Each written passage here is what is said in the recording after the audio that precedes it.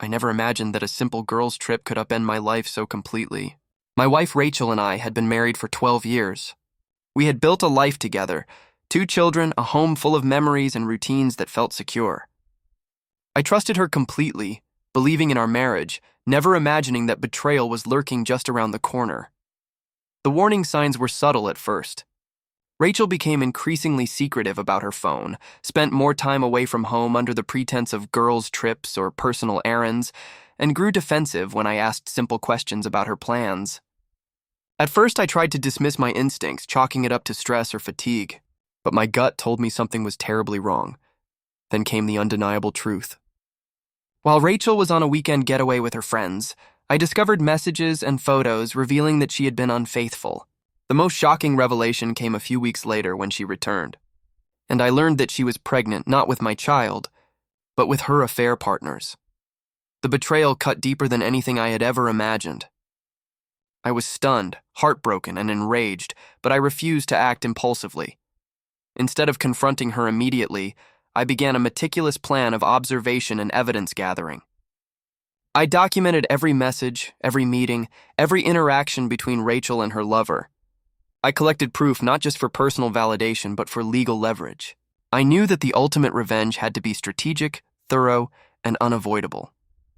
Over the next few months, I carefully orchestrated my approach.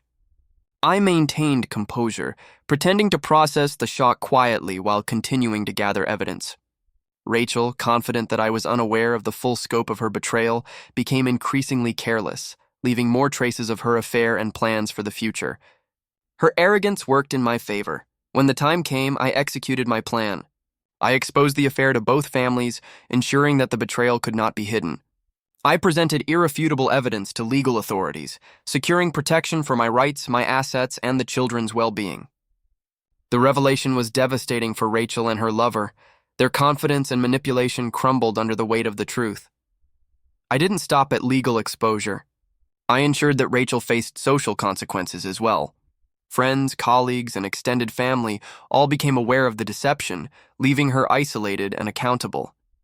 Her lover was similarly exposed, his reputation and credibility destroyed by his complicity. Then came the personal element of my revenge. I reclaimed control over our home, finances, and family dynamics. I set boundaries that ensured Rachel could no longer manipulate or threaten my stability.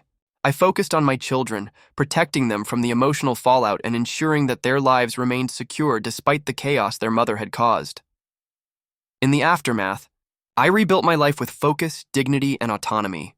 I moved forward without allowing resentment to dominate my decisions, channeling energy into restoring order and security. The affair, the pregnancy, and the betrayal became a testament not to my failure, but to the necessity of patience, strategy, and precise action when faced with treachery. Rachel had believed she could deceive me, manipulate circumstances, and escape consequences while pursuing her affair. She had underestimated my resolve, my patience, and my ability to act decisively. The revenge, carefully planned and executed, left her exposed, accountable, and powerless, while I emerged stronger, wiser, and fully in control of my life and family. In the end, betrayal was met not with impulsive anger, but with measured, undeniable justice. The girls' trip, the pregnancy, and the deceit became catalysts for a calculated response that restored balance, authority, and dignity. Rachel and her lover had thought they were clever, but in forgetting the importance of accountability, they set themselves up for a downfall they could never have anticipated.